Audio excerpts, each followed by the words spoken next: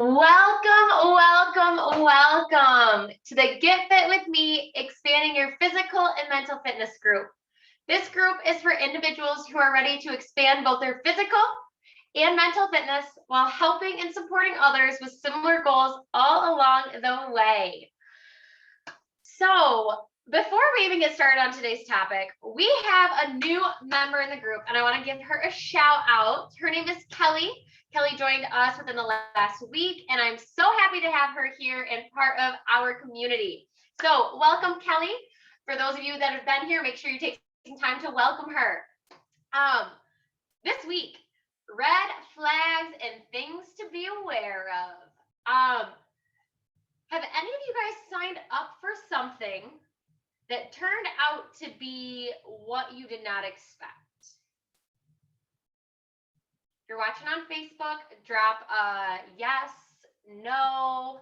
I see it's working over there. Have you ever signed up or purchased something that turned out to be not what you expected? It could be as simple as signing up for an email. Oh, I'll put my email in here because I get this. But then you get a bunch of other stuff. Have you ever signed up to be part of a gym, signed up with a trainer, signed up for classes, been part of a company event that wasn't anything like it said it was going to be? Have you ever done anything like that? Drop a yes or no in the comments and let me know. I know I have. I have multiple times. You'd think after one or two you'd learn, right? No, but I'm going to teach you guys today some of the things to be aware of when or before you hire a personal trainer. And if you're not looking for a personal trainer and you're in the corporate/business world and you are looking for a fitness and wellness speaker, things to look for as you are hiring and vetting your speakers for your event. So we're going to go through things that you guys need to be aware of, but we are also going to be sharing the benefits of this. So if you are watching live, drop hashtag live. If you are watching replay, drop hashtag replay. We will be going through, so any questions you guys have, if there's anything pertaining to personal experience, feel free to drop it in the comments, or you can also shoot me a DM and I can answer any of those questions as we get more specific. So I'm excited for today's call. As you can see, I'm always excited for Thursday's calls. This topic came to me, one, because I have made the mistake of signing up for something without knowing who I was signing up with, what I was exactly signing up for, any of those things. I didn't ask the right questions. I didn't get all the details that I thought I had or that I thought I needed. So I've had, I think, 3 clients now who have either worked with previous trainers or who have come from facilities and they've had a commonality in them. They've either come to me and have been afraid to start again because they've had a previous injury with this other person or this other facility, or they've been with this person or facility and they've not felt heard. They've not felt like when they would ask questions, they would be answered directly about them when they'd ask specific things, and the connection and the safety was not there. And those are 2 big things that I stand for. As you guys probably know, I have a few different avenues. I do in-person personal training, but my biggest thing is virtual personal training or writing programs.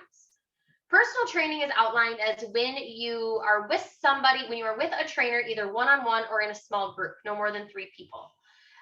Whether that's in person, that's virtually on the screen, or that's me writing you a program where we check in each week, and each week you're in charge of doing your own workouts, but we check out and we do assessments. So that's kind of what personal training looks like for the wide variety, not just myself, but in general. When you look at personal training, that's kind of what that looks like. I'll tell you what the corporate side looks like as we get to that, but we're going to start with personal training.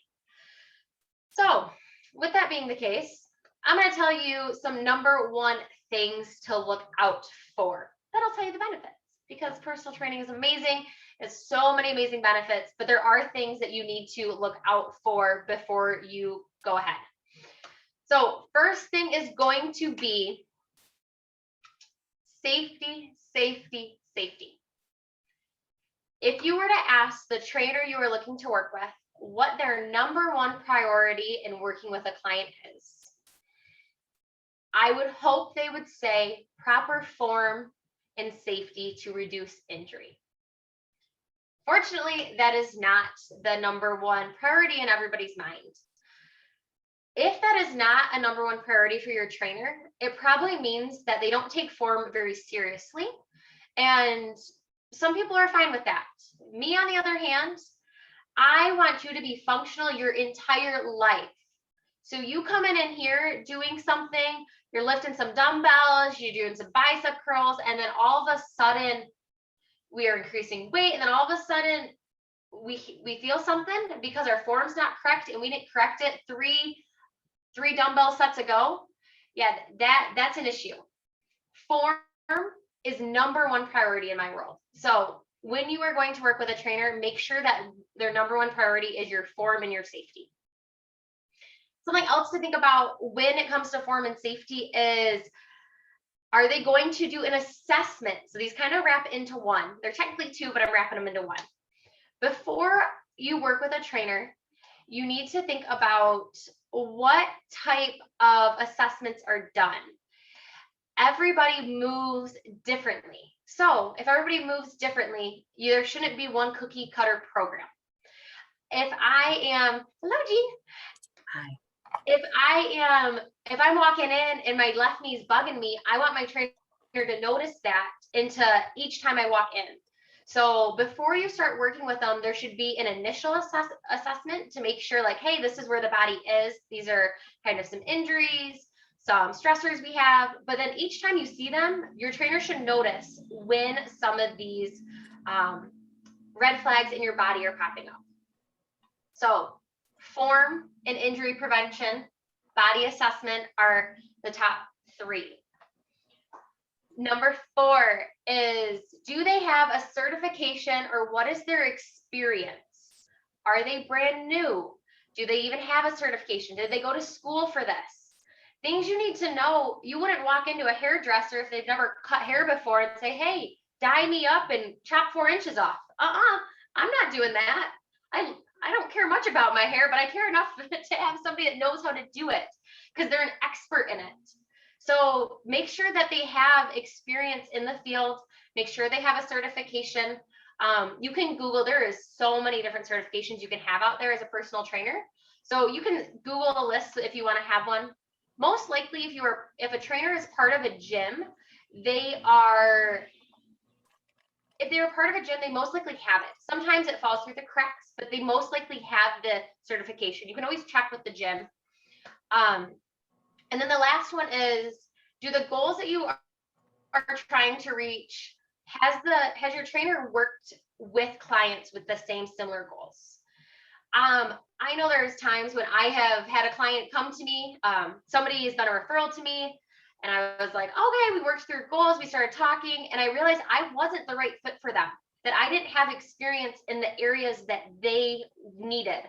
So I wanted to serve them as best as I could, and I wanted them to be safe, and I wanted them to move functionally. So instead of taking the business on and making it, oh, I'll figure it out as I go, which a lot of people do, I found somebody who knew how to help that person, and I referred them. So think about that. Ask the trainer, do they know, have they worked with somebody with this goal before, and things like that. So those are the red flags to look for when you are looking for a personal trainer. And before we go on to the benefits, we have Jean here. How are you today? Hello, I'm good. I'm happy to see you. How's everything been going? And share a win for the week.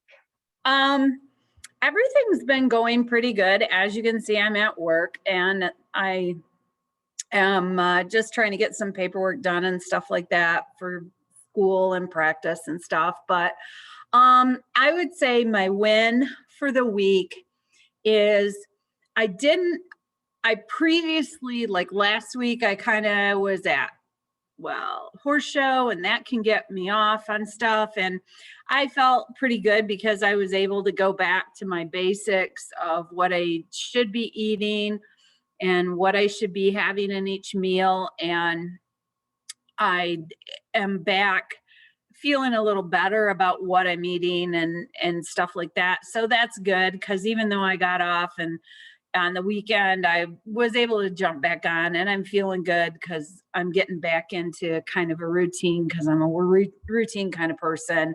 And so my win is I'm getting back on track. Even though today's Thursday, I got back on track on Monday, Tuesday, Wednesday. Thursday, I'm still going. So that's kind of a win, I think. That's a huge win. That is awesome. I am very proud of you because that is Thank you. awesome. And to be still on it by Thursday. Because when Yeah. we come off those long weekends, sometimes Wednesday hits and we're like, kind of want those Doritos, craving those Doritos from the weekend. Right. No, I'm feeling good and doing pretty good and trying to keep it all in balance. And so that's what's going on. Well, yay. We are happy to have you here. I do have a question that pertains to today's session. Have you ever signed up for or paid for something that did not seem to be what it was?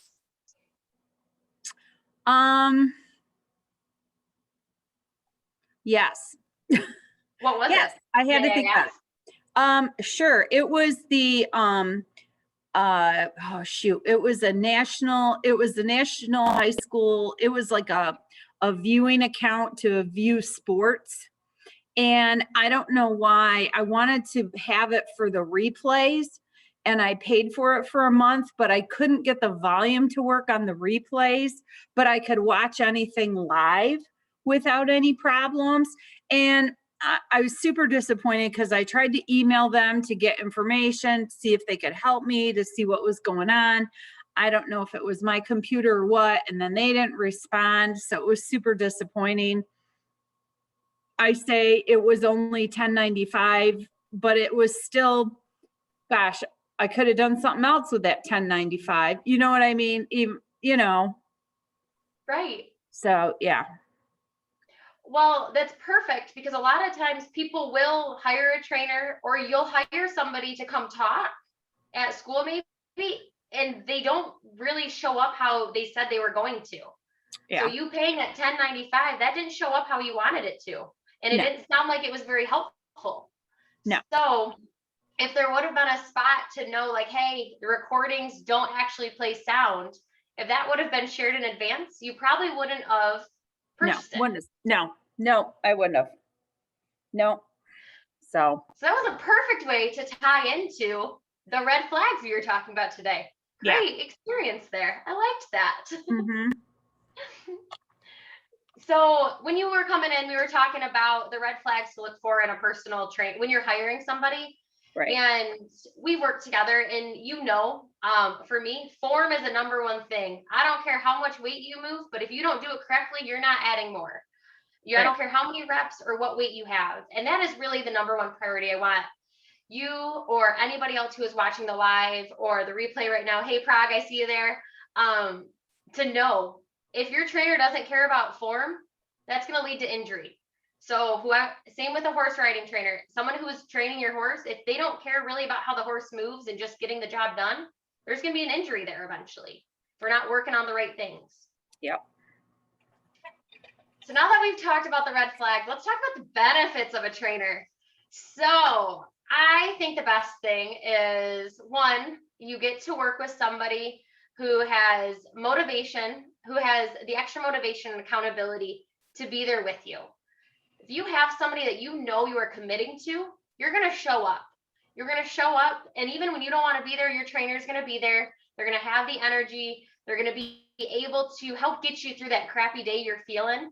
They're going to also be able to personalize your workouts. So what that means is you come in and you feel like crap and you're like, holy moly, my back's killing me. Okay, we readjust what the plan was so that you feel good that day when you leave. Maybe we're going to do more stretching. Maybe we're going to stretch and then do a little lower body to just get a little bit of the blood moving. Something else some other benefits of a trainer are they help identify your goals. A lot of times we have this goal, this broad goal of sleep better, drink more water, lose weight. It's a very broad spectrum. But when you have a trainer, they're going to help you identify what those small goals in between are. And a lot of times we find those goals that you don't really realize are goals. Essentially, we help pick out what the why behind you actually moving forward and paying a trainer to do is. Your why is super important. So we help you find that because it's hard to find that in ourselves sometimes. You'll obviously see physical and mental changes. That's probably the biggest thing that people say when they're like, oh, I got a trainer. Oh, you're going to see some physical and mental changes. That's the first thing that people talk about. Something else that I love is anything we do together, it is going to translate over to your life. So if you do a squat, it's you getting up and down off the toilet. I don't care how many squats you can do. I do care if you can get up and down off the toilet on your own.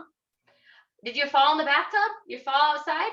We're going to get up and down off the ground because it may seem easy now, but if you wait till the time when it actually happens and then try to build that strength, it's going to be a lot harder. So thinking of anytime you work with a trainer who is huge on form and is all about functionality like I am, you are going to get those real life experiences on how they can carry over. So Jean, we've worked together. What are some things that you can think of that has transferred like in your everyday life, whether you're out in the barn, you're at school, you're carrying stuff around for cheer, what kind of things have overlapped? Okay, this sounds so silly, but the squats, just to squat down and stay in that position and it not bother my knees, that has really changed. And I noticed it actually this weekend because I was talking to the 6-year-old and I squatted down so I was at her level, and actually somebody took a picture of it and I was like, oh my gosh, I'm like really squatting down, and it didn't hurt my knees at all, because usually if it hurts my knees, then I stand back up because I'm in pain. You know, I can squat for a little bit, but like I was like, wow, it was just a cool thing. And I've noticed that before when I bend down and squat so that my knees are more bent than 90 degrees, it's not hurting. And so it seems so silly, but all those squats, I was like, oh, this really can't be helping me. But it did over time. It really did.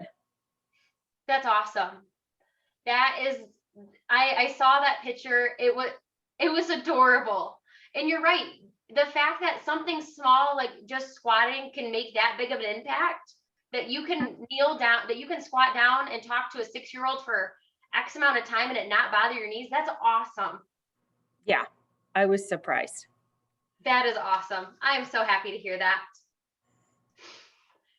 So thinking about some other ways are going to be when you put on your seatbelt, some rotational core stuff, making sure we're bracing the right way, stepping into your vehicle. Do you have a high vehicle? Do you have a truck? Do you have to step up? Okay, working on step ups. Things like putting boxes over your head to take something out of your closet or put it back in your closet. Getting the plate out of the cabinet. Working on functional movements that transfer into your everyday life of things you do is super important, because how long do we exercise? 20 minutes, 10 minutes, 30 minutes, 40 minutes out of your day, maybe not even every day. Well, what do you do for the remainder of the time? Let's strengthen those muscles that you use all the time, and let's work on that range of motion. So a trainer helps you figure out the right movements, the right muscles, and it just makes your body move well. And I can tell when my body's out of alignment, but I love that I know exactly what to do to make it feel better. And I wish everybody could know that, because as soon as I know something's wrong, I want to fix it. I want to fix it right away. But a lot of people just let that pain linger on. So if you ever have a time when pain is bugging you or you're starting to feel a little iffy about something, always consult. You can always ask a trainer a few questions. You can always reach out to me and say, hey, my hips really been doing this recently. Do you have any exercises that I could do to help strengthen those muscles to possibly make me move better? So those are the red flags and benefits of a personal trainer. we have any questions on that, whether you're on Facebook watching the replay, or Jean, do you have any questions? Are you feeling good? Or comments, either. Actually, I'm feeling pretty good.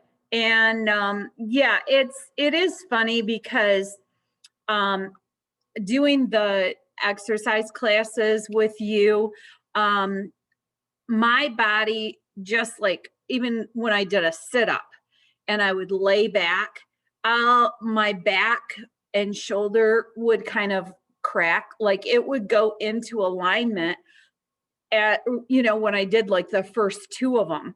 And it is interesting how using those muscles help you. And, it's kind of, if you don't use it, you lose it kind of thing. And,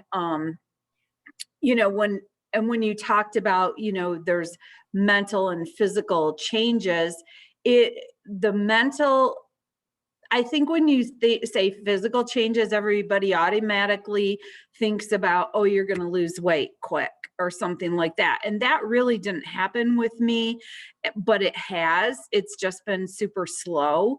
But the physical that changed, or that I could tell, was just physically feeling better, and not necessarily that I was losing weight, even though I'm still good. I'm still down. I've still kept everything off. I've slowly,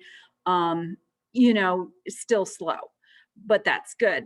And then the mental piece is just, hey, I'm lifting these weights, and I bumped up a weight, or I did this, I did the challenge, and I didn't die on the challenge that Morgan gave us, that kind of stuff. So I don't know, I probably am talking too much, but that's my take on the whole thing. I think that's awesome. I think something that has hit me that I always remember about you is that you could get up into the horse saddle without a stool. Yes, I can. I do have to have a little bit of a hill, depending on if I'm riding the short horse or the tall horse, but yes. And I still have to take 3 bounces before I do that pull up to the saddle. But yeah, last summer it was I just got the stool because I couldn't do it. So I know I've gained some strength in my legs and in my arms with that, for sure. Do you feel like your posture has become better after moving through things? Or do you feel like your posture has always been pretty good and it's kind of kept it there? My posture has been pretty good, like in general, but I feel like it's better. It's just maybe stronger. My core is stronger, so that has helped my overall posture, I think.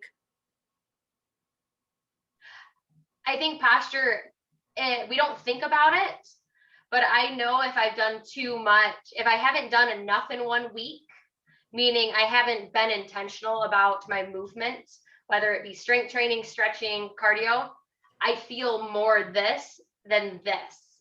And sometimes it's muscular, sometimes it's mental that we're like this instead of this. Yeah. But it's the whole factor of it, just whether it's your posture actually getting better or you just holding yourself with higher confidence, you're standing up straighter. And that's good for the alignment of the body and how the body moves. Yeah. Very good. For sure. So we're going to move on to workplace,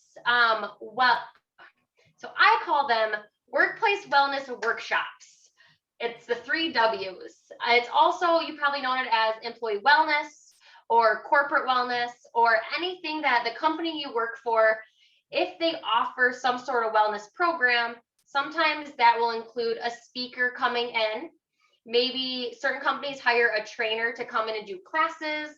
Sometimes they hire a trainer to be on site, depending on how big you are. This can look in a lot of different ways. You can hire a nutritionist. There's so many things you can do.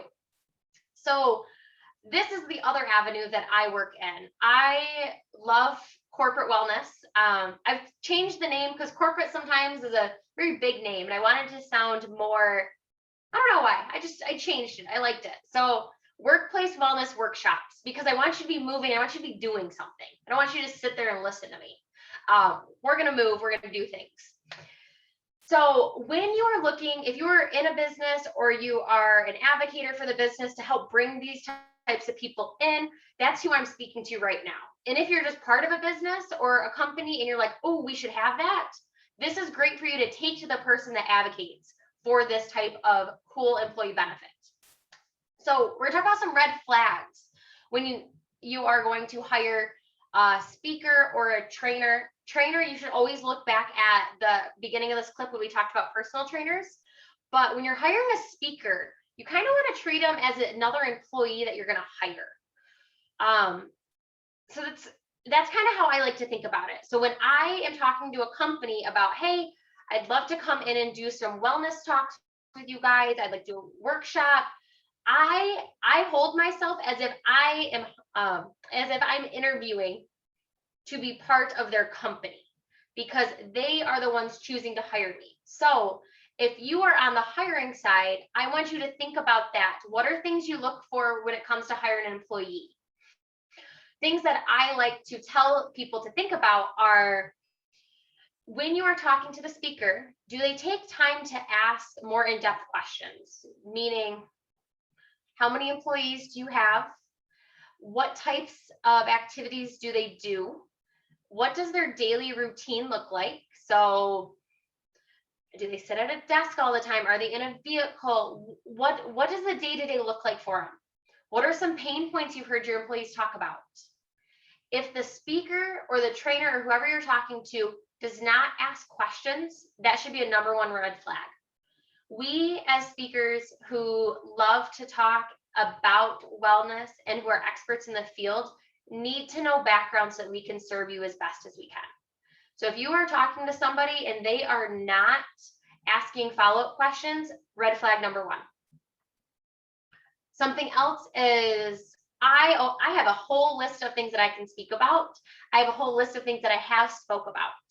So with that being the case, once the employer starts asking me the questions, I already have ideas running through my mind of, oh, we can talk about this topic. And I will share those. I think that's a huge point, because then you guys can have that conversation. If the person you are interviewing doesn't come up with any ideas kind of on the spot and they kind of have this like deer in the headlights look, it's kind of red flag number two. You want them to know, you want them to know what they're talking about and show that they know what they're talking about. So with that being the case, I prep before any call I get on for workplace wellness workshops. Anybody who I'm talking to, I prep. I have a whole list of ideas. I've done background on the company, so I have an idea of what their day-to-day looks like. But that's not always the case. What I find online and what I research is not always what actually happens. So I always have to ask. So when you are looking to hire this person, make sure that they ask questions, that they already have some ideas in their head of what they can talk to your group, your team about. Something else is, do the values of the company and the values of the speaker match? This is a weird one, because you're like, oh, they're just coming in to speak for an hour. Why does it matter if the values match or their mission? If your mission is to serve people and their mission is not, it's to do something else, there may be the talk may not go as planned.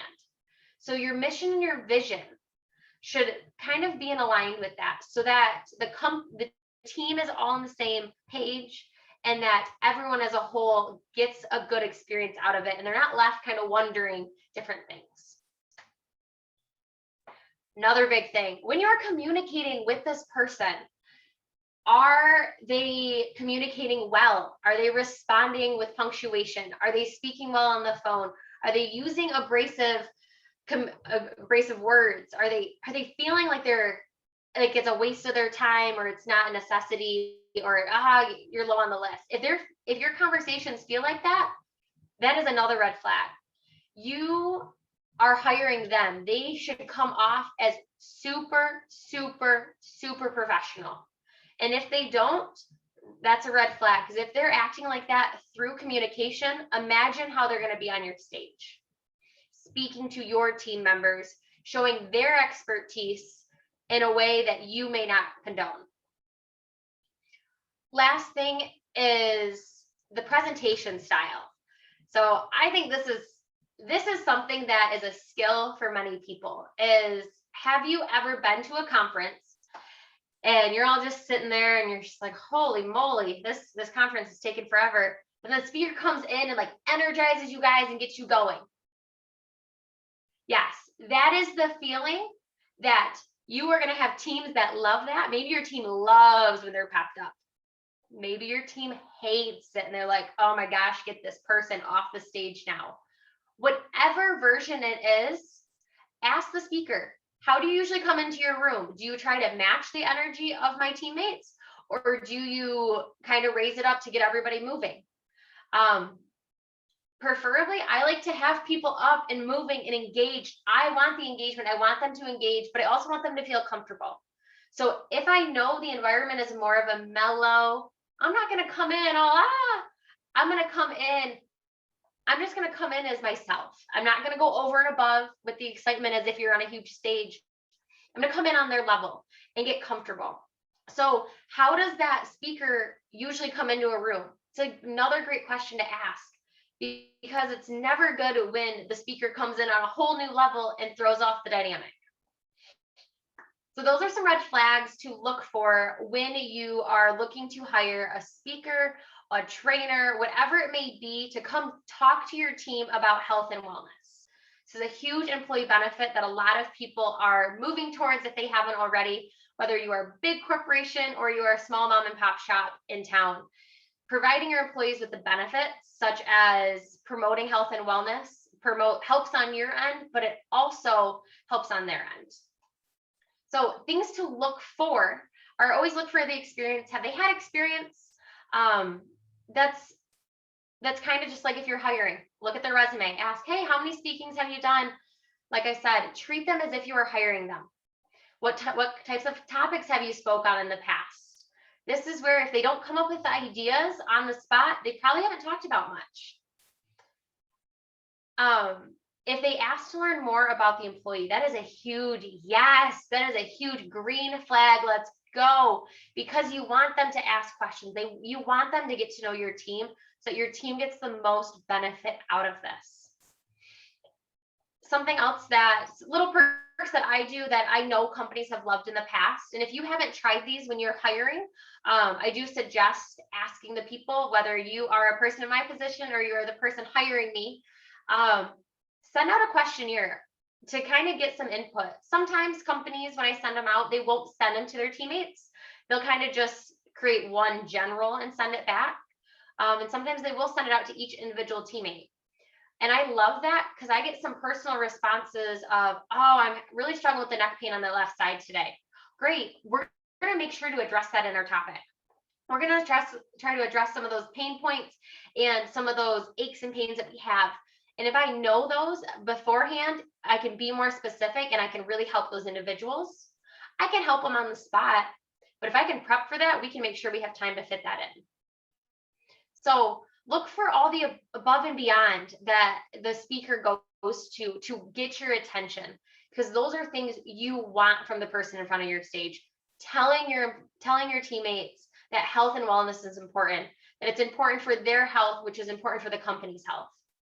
So those are some things, some red flags, and also some good things to look for when you are looking to hire a speaker or somebody just to come speak to your people, or what I call them workplace wellness workshops. If you're looking to hire someone for those are some good things to look out for and to look for.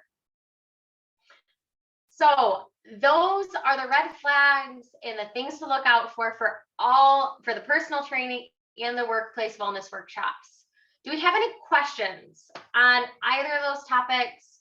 I know we just covered a lot here, but I want you guys to have the knowledge and not make the mistakes that clients of mine in the past in both areas have done.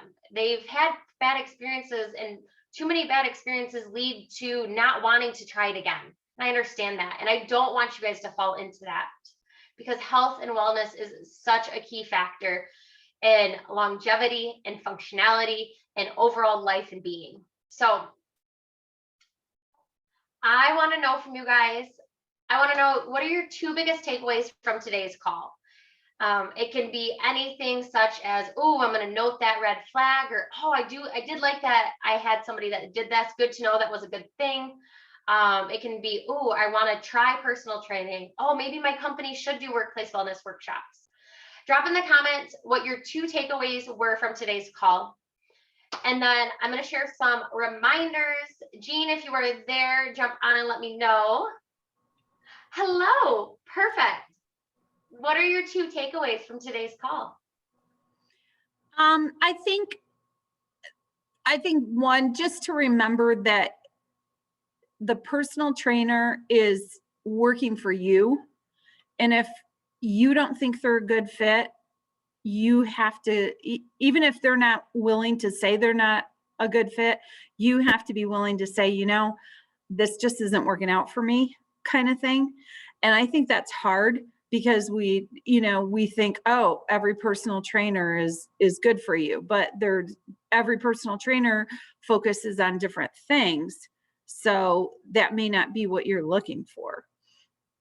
That would be one thing. And then the other thing, it just got me thinking, how would a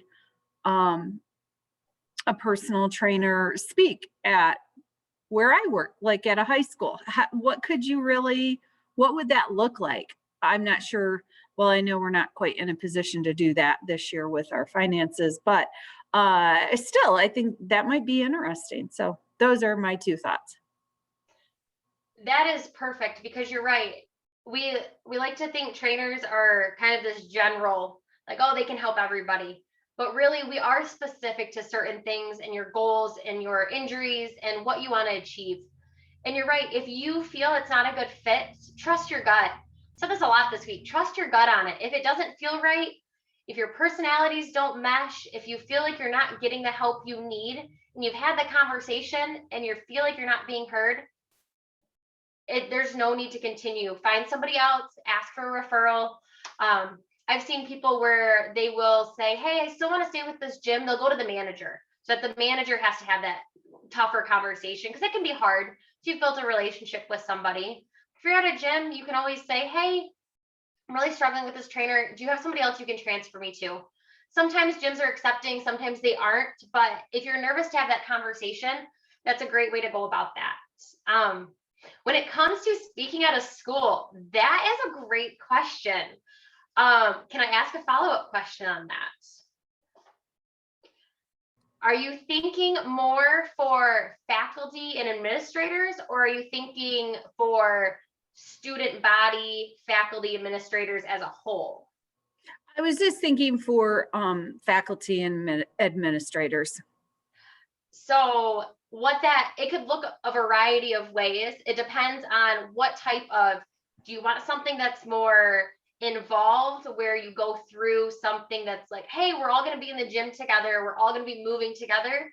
Or is it something that your school is better at sitting in front of the person on stage in the drama room, just hearing? I personally am let's meet in the gym and let's move through things together. It's also a good bonding experience. If after COVID, you guys haven't really been able to be together, it's a great bonding experience to bring the team back together, get new teachers involved, and to share some small things of how important it is to get out of the school sometimes and rest and give your mind a break. Even the walk around the cafeteria through the school, how good that makes you feel in between classes, things like that. So I love that idea. I will be connecting with you later on about that, because I think that is a perfect idea for just anything, any group that is in front of a desk, speaking to people either on their feet, maneuvering around, whatever it may be. So I'll be connecting with you later about that. Beware. That was a perfect question. Thank you. You're welcome. I got to go because I have practice. So Thank you, though, for everything. You are so welcome. I will see you next week, hopefully. Hopefully. Bye, Jean. So reminders for, Jean had an awesome question there. And if you guys think of any of those questions, drop them in the chat on how it could work for you and your company. I am happy to talk specifically with you about that. Like you can see in my face, It's my happy place. This all is my happy place, but I do love doing huge workshops where I can just help a bunch of people all at once. So reminders for the week are going to be next week. We have a super important topic. I had an amazing experience this past Sunday, and I'm going to share that with you next week. It's something that it's changed the dynamic of my household since Sunday about noon till now. And it's also changed a lot of things internally for myself that I didn't know needed to be thought about or talked about. So I encourage you guys all to be here next week, Thursday at 3 p.m. to experience something different with me. Experience something different.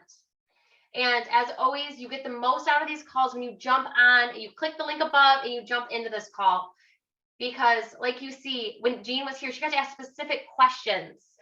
Tanya's been here, had all kinds of people on these last couple of weeks, and you get to ask specific questions related to you, your body, your mindset, all of that.